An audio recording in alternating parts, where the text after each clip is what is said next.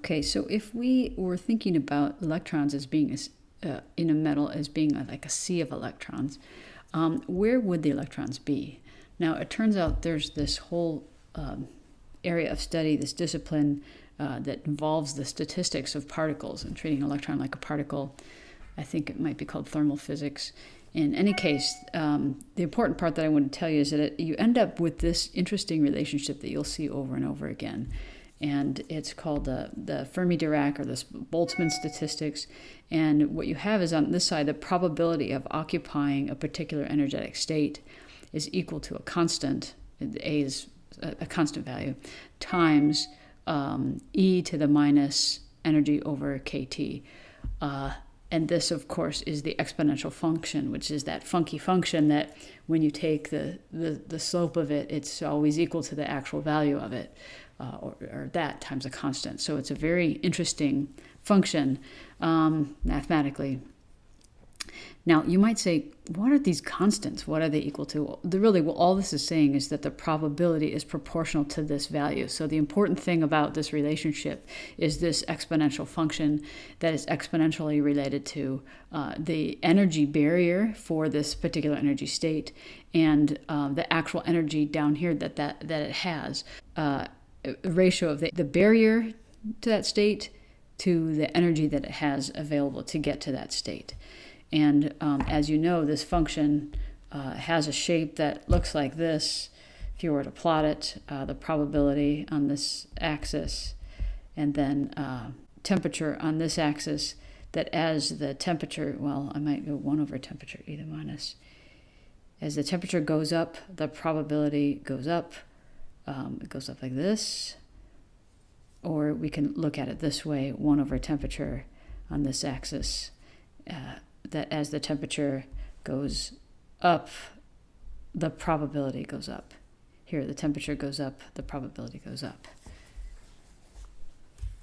So when we look at the book, what we see in this section on statistics, collision of particles, is essentially that relationship right here. The probability is equal to a constant times e to the minus e over kT, and that ends up with a graph that basically looks like this.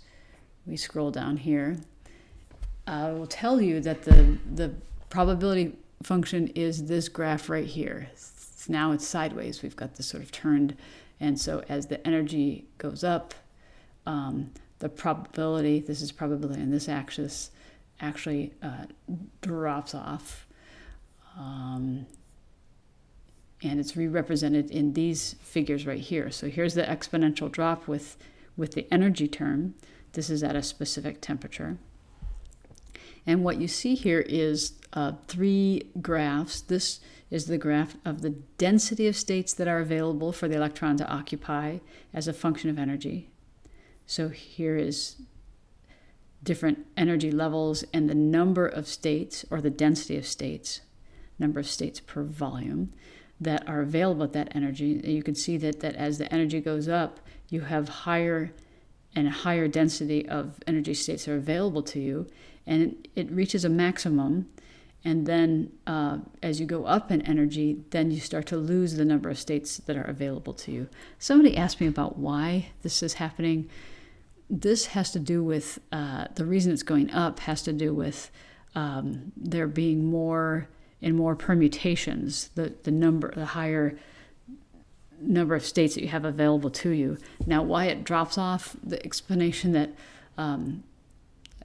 I tell myself is that this is when it starts to get destructively interfere with one another, and then you actually go to no states available at this temperature. This is where the band gap would start in a semiconductor.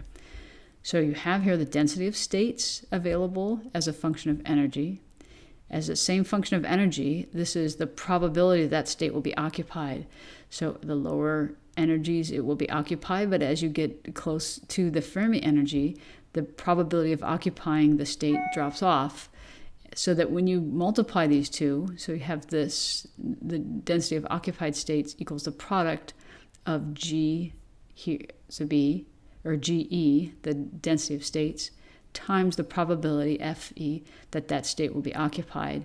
And so looks like the energy, the electrons are sort of lined up in these different states, and then it drops off near the Fermi energy. This is totally exaggerated, but so there's this tail right here. And this graph right here shows what you might have for 2 different or 3 different temperatures. T1 is the lowest, T2 is the next highest, T3 is the next highest. And you can see as the temperature goes up, you give enough thermal energy to these electrons near the Fermi energy to go into these higher unoccupied energy states.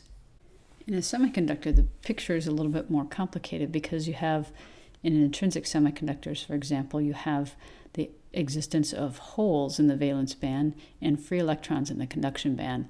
So you have still the density of states, the probability of occupation, and then the product of the two, where it's the holes concentration or the electron concentration up in the free electron concentration up in the conduction band. The same principles that govern chemical reactions govern this reaction, where you have a covalent bond that is given energy and then breaks up into a free electron in the conduction band and a free hole in the valence band. And eventually that leads us to an equation that we see in your book here, where the electron concentration times the hole concentration is n sub I squared, or the intrinsic carrier concentration squared.